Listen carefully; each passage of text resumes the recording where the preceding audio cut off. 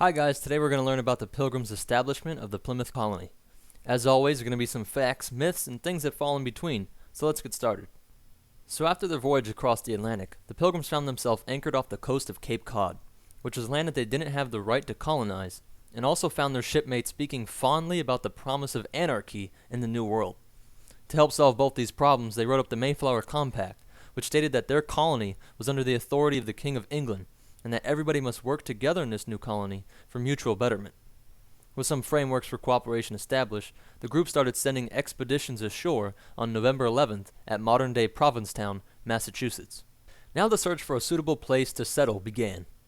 The captain started making expeditions looking for a future site of the colony, as well as looking for supplies for themselves and the passengers. Throughout the remainder of November, they didn't find any good land, but did find large stashes of corn buried underground. The corn was buried along with Native American dead in a way to provide for them in the afterlife.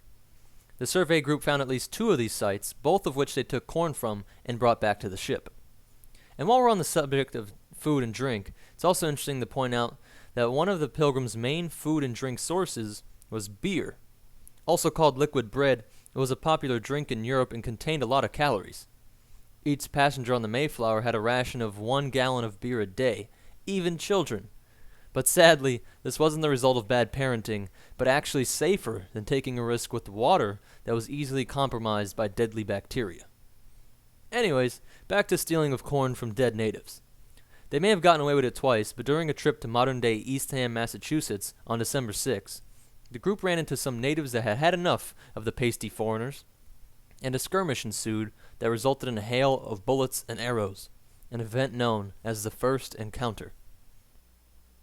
Afraid of the wrath they had incurred from the native people of Cape Cod and their now hungry dead, the captain decided to continue the search at Plymouth Harbor.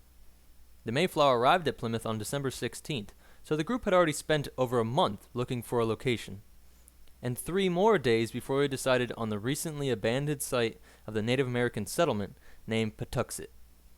The reason why the site of Patuxet was abandoned is most likely due to diseases like smallpox, transferred from European traders to the natives around the year 1615. The site had good defensive positions, being atop 2 hills, and had fresh water supplies nearby.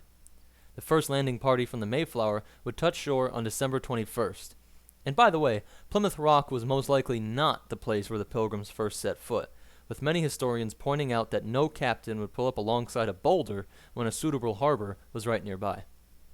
Building of the colony soon took place, with the first building being a common house, like a town hall, built of wood and concrete-like materials made from ground-up seashells and other materials. Building continued, but at a very slow pace, mostly due to the fact that many men were too sick to work, and 45 of the 102 passengers had died, which greatly reduced the planned size of the colony. By February 1621, supplies began to be moved from the Mayflower to town storehouses. During this entire time, the group was under extreme amounts of stress, first from the winter conditions, which were worse than in England, but also from the fear of attacking natives and wolves. The group had seen distant campfires on several occasions and felt that it was time to form their own military.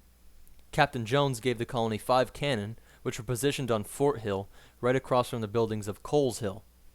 Also, John Carver was elected the group's leader, via a process of popular vote, which was a staple of congregational churches. March 16th, 1621, saw the first formal contact with the Mayflower group and local Native Americans. To the amazement of the colonists, who were working on organizing their army, a single native walked down the main road of Plymouth and into the heart of their city. Even more shocking, the native said in a loud voice, "Welcome, Englishmen." Fear and anxiousness gave way to curiosity, and the colonists welcomed the native whose name they learned was Samoset. They also learned that the area was under the rule of a Wampanoag chief named Massasoit. Samoset told the colonists that he had come to arrange a meeting with the chief. The colonists agreed, and Samoset returned on March 22nd with a group of natives, including Squanto, another native who was very fluent in English, having been captured and sold as a slave, living in Spain, then England, and then freed by Massasoit's men, where they killed Squanto's English slave master and his crew in New England. Massasoit himself also arrived, and he and Governor John Carver struck up a peace treaty. A little over 2 weeks later, on April the 5th, the Mayflower left for England, making it 8 months since leaving London at the very start of the trip. The feast to celebrate the new alliance would not occur until 6 to 7 months later, in October or November of 1621, and became known as the First Thanksgiving. It was celebrated by the now only 53 members of the colony, including only 4 adult women, and about 90 of Massasoit's men. William Bradford recounts that the feast lasted 3 days and included birds and fish provided by the Pilgrims and deer provided by the natives. This has become part of an American tradition, but what is little known is the darker military basis for the Thanksgiving celebration. The Thanksgiving in 1621 was to celebrate an alliance between Plymouth Colony and the Wampanoag Confederation, headed by Massasoit, but this means that they would have to be military allies as well. The Pilgrims' loyalty was demonstrated when Miles Standish, the military general of the colony, helped to suppress a coup within the Wampanoag Confederation. A tribesman named Corbitant was working to create a revolt against Massasoit.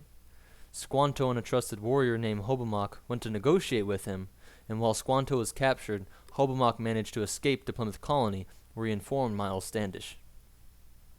Standish then prepared 10 men, and on August 14, 1621, they headed for Corbitant's location in Namasket. In the dark of night, the 10 men encircled his residence, while Standish and Hobomok entered and started shouting for Corbitant. He had escaped, but a man and woman fleeing were shot, though they recovered at Plymouth Colony. Squanto was rescued unharmed, and on September 13, 1621, Corbitant, among other leaders, came to Plymouth and offered their allegiance to King James of England. In this way, the feast between Massasoit and the Pilgrims in the next month is part of a celebration of a successful military campaign that helped to prove the Pilgrims' dedication to the Wampanoag Confederation. Another date attributed to the first Thanksgiving is in July of 1623, but this celebration follows another military victory against Native Americans. A year earlier, new settlers had founded a city 25 miles north of Plymouth called Wessagusset. Massasoit warned the Pilgrims that members of the Massachusetts tribe intended to attack and destroy both Wessagusset and Plymouth. Miles Standish went to Wessagusset, but didn't encounter any warriors at first. The next day, a Massachusetts warrior named Puxuit came to meet Standish and said to him, "You are a great captain, yet you are but a little man. Though I be no Sachem, yet I am of great strength and courage." Well, it doesn't matter if it's an Old West saloon or a New England settlement, them's fightin' words, and Standish prepared an ambush for Puxuit. He agreed to meet with him in a small house to discuss the threat to the settlement. Puxuit brought 2 warriors, and Standish brought 2 of his troops and Hobomok. At an arranged signal, a Plymouth man locked the door, and Standish's group attacked Puxuit and his men. Standish himself supposedly stabbed Puxuit repeatedly with his own knife. Again, within months, a Thanksgiving feast was celebrated, and the removed threat was mentioned as a reason for celebration.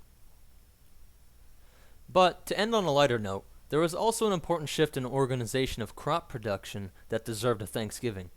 Governor Bradford had decided to hear out the complaints from the young and able men that they were having to do all the work of the community and thus take on an unfair burden, often providing for families that weren't even theirs. Everything was grown and rationed out collectively, but now each member of Plymouth Colony would be given their own plots of land to do with as they pleased. The result was that those who claimed unable to work before soon found themselves growing their own crops, and the abundance of the community as a whole grew tremendously. This made the Thanksgiving celebration of 1623 the best thus far, and helped the community to grow as a whole. We will learn more about this growth and the development of other new colonies in the next video.